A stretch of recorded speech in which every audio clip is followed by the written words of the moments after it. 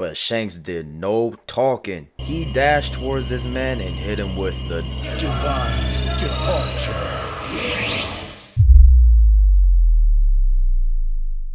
Before we start, I've gotta be honest. I started off with the intention of making this a Eustass Kid slandering video, but the more that I watched him in the Worst Generation fight, not only in Wano but beyond, the more I just cannot help but become a fan of this guy. I mean, sure, he talks trash, instigates fights for the thrill of it, kinda like Mark from RDC, and has the smallest of small samples of Conqueror's hockey, but that still doesn't take away how entertaining he is as a character. He's a good teammate to have in combat, he's pretty funny, and he gives credit where credit is due. Nice job blocking that, even for a sack. You saved us. That's a W character in my book. The two main problems he has is the fact that nobody's mentoring him when it comes to his combat style or hockey, and he crashes out a lot. And when I say a lot, I mean a lot. That kind of reminds me of a certain character back in the day from Dragon Ball Z. Oh, holy night! And that's what we're going to cover today. The dubs and L's of the Worst Generation's Crash Out Pirate, Eustass Captain Kid. This man went from being suspected as Luffy's rival to being the character who gets maxed out by every Yonko. And if you read the manga's current events, you would know the apple sure as hell don't fall far from the tree, man. I mean, comparing Kid to any emperor is like comparing a dog to a wolf. If you're scared of dogs, you might look at that husky and be like, damn, that's a big ass dog. But once you see the wolf step right next to it, you're like, whoa, I was tripping over nothing, that husky's soft as hell. It sucks to say that about Kid, because when we first see him in Law and Sabaody, there's a lot of mystery and expectation. After Luffy signals the beginning of a new era, we hear Kid say, it ain't gonna be so easy in the new world, shit different out here. Then by the time we finally head to Wano, we then see Kid laid out and armless behind bars. Obviously that set the tone for just how much of a monster Kaido was in Wano, but I digress. Not long later, Luffy gets one-shotted by Kaido and thrown in jail with Kid, and we expected a strong rivalry between the two. Well, there was, and it was very entertaining, but by the time they finally reached Onigashima, that rivalry was non-existent. The one thing Luffy has over Kid is purpose and plot. You see, throughout the time they were in prison, Luffy met and trained with an old samurai and used a death match orchestrated by Queen to learn Wano's exclusive hockey technique. This helped him have a significant edge to keep up with Kaido. Moving forward to Roof Piece, aka Peak Piece, Big Mom and Kaido was just giving everybody the business. You got Luffy, Killer, and Zoro using some form of hockey to compete with the big bad bosses. But of course, Kid and Law are just only relying on their devil fruits for their attacks. Like, come on dog, this isn't the AAU, this is the big leagues. You can't get away with basic fruit attacks. That's how our dog Ace got packed up. Kaido even told Kid that he has Conqueror's potential, but it was so irrelevant to the way he fought, it doesn't even matter, man. To be honest, this whole fight just shows the major difference in potential Luffy had compared to these two. Luffy uses Gomo Gomodo all the time, but it's always reinforced with some form of hockey, whether it's armament, Ryo, or Conqueror's hockey enhancing the attack. And yeah, Trafalgar and Eustass are individually flawed as captains and fighters, with their weak crews, their own individual weaknesses, but their dynamic as a duo is top tier. I'm talking Zoro and Sanji, Shaq and Kobe, Madara and Toby. Alright, I admit that last part was crazy, but you get my point. Their dynamic in the battlefield is at least top 3 in the show so far. Kid's power to attract metal, create polarity between objects and his opponent, then creating giant bulls with wheels. He still managed to do great impact damage against Big Mom nonetheless. Meanwhile, Law was the trickster teleporting all over the battlefield using the K-Room like a damn Renegon. Law looked like the cooler one, but both of them at once is overwhelming her like hell. They were too much, to the point where Big Mom just had enough. She used the souls of her animated minions to combine them into this one demonic ghost apparition, and this was freaky as hell. Even Kid was spooked. Then this ghost fire demon did no supernatural powers at all, just equal rights and lefts for a minute straight to Kid's head, and it looked like it was over for bro. not gonna lie to y'all. But wait, I see a shadow over Big Mom and a crumbled building. Oh, it's Law! He drops that John on her head, squishing her. Jumps up in the air, then falls down with the sword and punctures Big Mom one more time. Through the ground, through Onigashima, through the capital, all the way to the core of the earth. And Big Mom was pummeling this man while he was doing it. I have a confession. I can see why Trafalgar Law is a fan favorite. The way he uses his powers is cool as hell.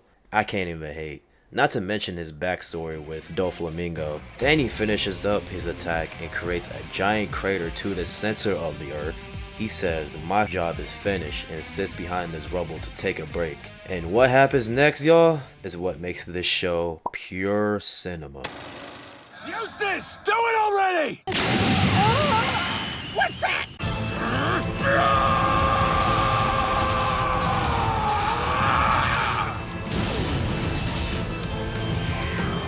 You gotta be shitting me.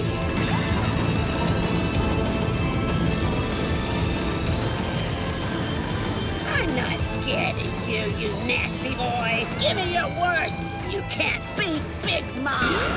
No chance! Mom! You don't rule in our era. Your time's up!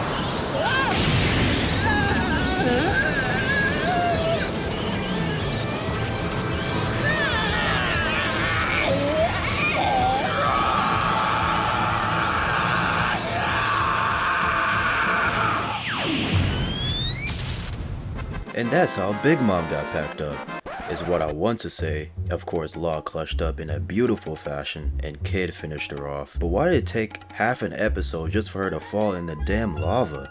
Dog, Toei really extended her death with some bullshit filler about Roger that we have seen for 1,000 times. I'm so glad that One Piece is seasonal now.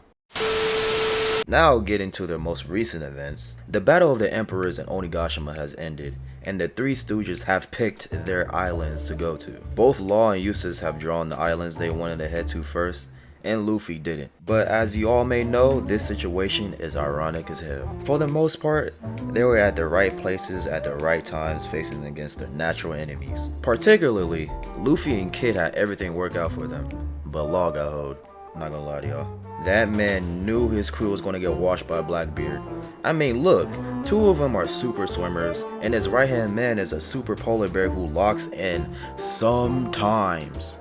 That man lost his ship, his crew, and everything. It's over. And you know the worst part? It was off screen. Then we know what's going on with Luffy, especially if you read the manga. It's like destiny itself called for Luffy to be on Egghead at that specific time. And finally, we have Eustass Kid approaching Elbaph. Oh shit. It's about to go down.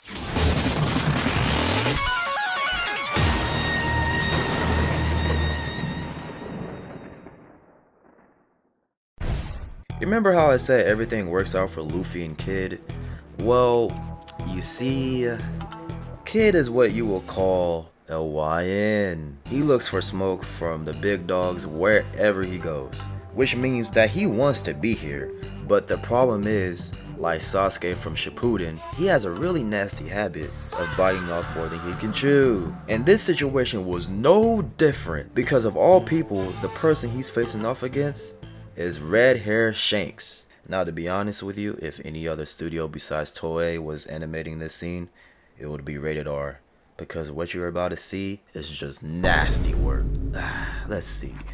Shanks, he's a chill guy, so he's extremely popular wherever he goes. Bro has so much aura that he has grown men and women running after him and hugging him. But it turns out that they had gotten word that the Kid pirates were approaching, and they were worried about Shanks. Which sounds ridiculous at first, but you have to remember, Kid became a notorious pirate of this era by being a reckless crash out. But Shanks reassures them that he'll be fine. He heads back to the ship, and Yasopp identifies them as the Kid Pirates. Yasopp then confirmed that the Kid Pirates were healed up and ready for smoke. Shanks was then handed a paper regarding his reputation, and obviously they know what happened in Wano because of Shanks pulling up with Wi-Fi hockey, which was crazy. But the jabronis from earlier, yeah, they insisted on moving up front with their ships and guarding Shanks. I don't know why the fuck they did this shit. And what happens next is why sometimes it's just better to shut up and mind your business. We all know Kid at this point. Bro saw them defending Shanks like ads defending the final boss in an MMO. And bro's like, nah,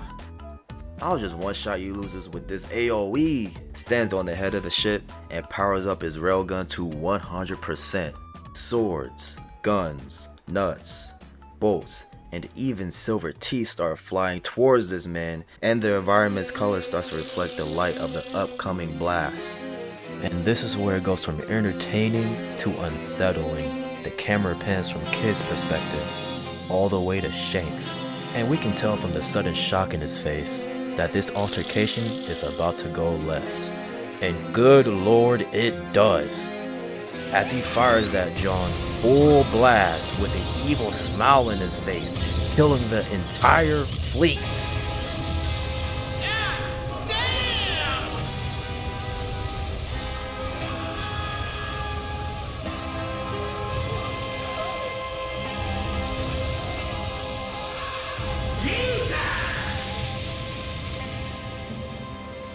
I hate you, nigga. Let's die.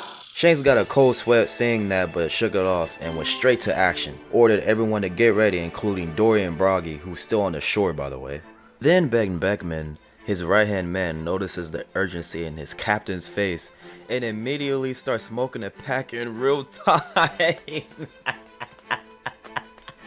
Bro, you can't make this up. Shanks is dashing and swinging from ship to ship to get closer to Kid. Then he finds his best distance to attack. And you look from Kid's perspective and see a hockey Pidgeot. Whoa. What is that? Hockey can do that? Kid is shook but hides his fear by saying this. You kept me waiting! But Shanks did no talking. He dashed towards this man and hit him with the Divine departure.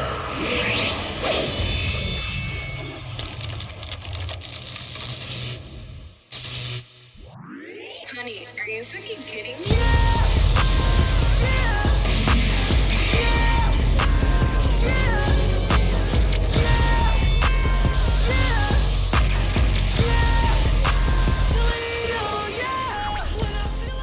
Oh my god. This not only destroyed the railgun, but also the ship, the cannonballs in the ship. Everything is destroyed from one move. It's basically wraps at this point. The only ones still conscious are the Kid pirate jabronis, and they were begging for Kid to be spared, offering everything they could think of. Shanks gave a cold stare and walked off. Whew, thank goodness. But wait, I see some Conquerors hockey gathering at the shore. Oh no, it's not over? Oh god, please no. At this point, they knew it was over. Dory and Broggy finished them off, and that was the last time we heard from Eustass Kid. Now personally, I do not think that this is the end for Law or Kid. Based off of everything that's happening, there may be a time skip coming soon in Elbaph, but it is uncertain. So by the time of the final major war that may surpass even God Valley, we may get a new and improved Eustass Kid and Trafalgar Law. But Law needs to stop relying on his devil fruit and get stronger crew members for the love of God. And Kid needs to stop crashing out, and he also needs to pick up an X-Men Magneto comic book. Just saying. And Kid is trash, his power's trash, his story trash. I actually like Kid, but Kid be getting maxed the fuck out. Don't nobody get their ass drugged more than Kid. Nah, they need to raise his stock, bro.